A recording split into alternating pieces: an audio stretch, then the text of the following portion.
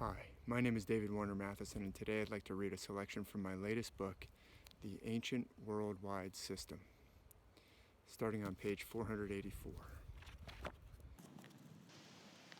Returning now to the Epic of Gilgamesh, we might see in Enkidu's loss of innocence and disconnection from his original state of nature a picture of our own disconnection, not only from an amazing and powerful part of ourselves, but also from nature and the universe, to which our subconscious seems in some way to be connected.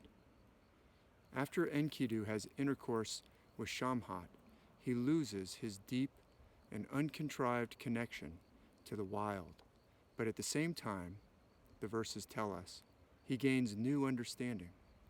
Our conscious mind, in all its judgings and assessings and considerings, is necessary for our operation in society with other men and women, and it has its own merits related to a different kind of knowledge and reasoning.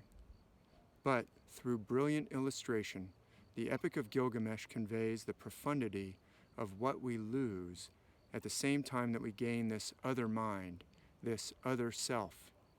And yet the path forward, as illustrated by the events of the ancient text, does not lie through an attempt to somehow recapture the innocence Enkidu knew before his union with Shamhat, an attempt to recapture his wild state and his companionship with the animals of the field. Such an attempt would undoubtedly be futile anyway. The text makes clear that after intercourse with Shamhat, he is changed forever. He cannot go back.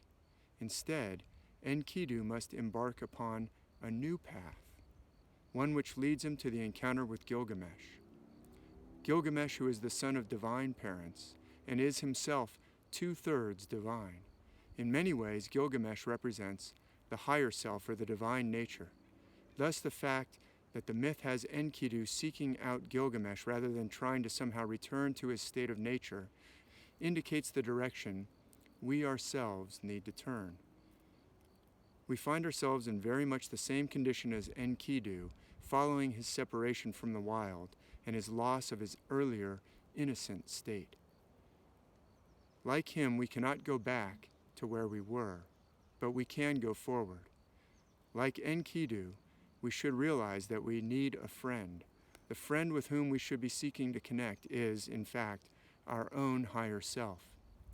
Gilgamesh probably represents the higher self in this ancient epic, but as we see, Gilgamesh at the opening of the epic, he too is lacking, in this case lacking in compassion for and understanding of other men and women. An arrogant tyrant who oppresses and despoils his own subjects.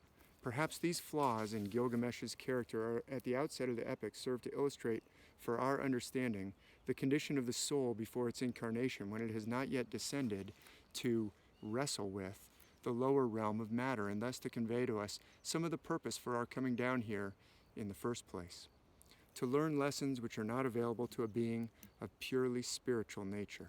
Both parts of our nature have transformations to undergo. The god Eros needs the mortal psyche as much as she needs him, and Gilgamesh will be transformed by Enkidu just as much as Enkidu by Gilgamesh.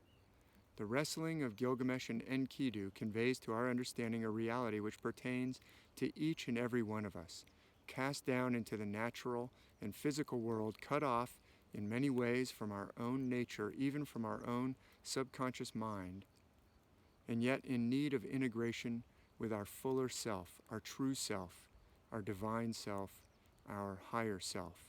This theme appears to be present in virtually all of the myth systems found in the various cultures of the world.